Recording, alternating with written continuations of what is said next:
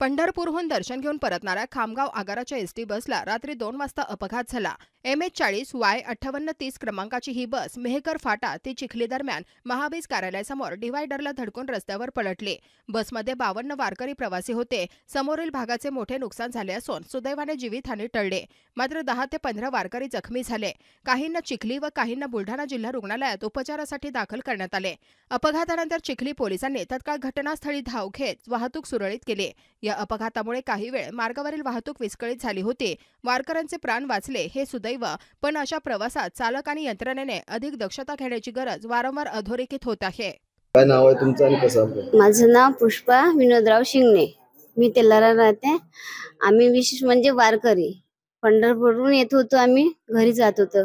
खामगाव डेपोची बस होती ते। माझा ड्रायव्हर चांगले होते ना, असं थोडं नाही का ते म्हातारे आहे, चष्मा आहे त्यांना लागलेला, त्यांनी व्यवस्थित गाडी चालवायला पाहिजे ना। आणि किती 2 म्हातारे म्हटलं आमच्या सोबतचे सिरियस आहे, आम्ही तरी चांगले, आमचे तरी कमीत कमी चांगले तब्येत, आम्ही बोलू शकतो ना, बसू शकतो। सरकारनं पाहायला पाहिजे ना, कमीत कमी ते बसले काय झालं काय नाही, ते पहिलेच ते एक काहीतरी तुटलं होतं त्या गाडीचं। तिथं बोलले ते चिखलीचं दवाखान्यात बोलले, ते एक आले होते गाडीवाले कोण होते, त्यांनी पाहायला पाहिजे कमीत कमी की आपण वारकऱ्याला पोहोचून देऊ राहिलो तर गाडी कमीत कमी पाहायला नाही पाहिजे का? समजेल ते माहिती म्हणजे तो म्हणते की काहीतरी आडवा आला की काय, रोड किती चांगले आहे, रोड असं नाही आहे रोडवर खराबी आहे का काही।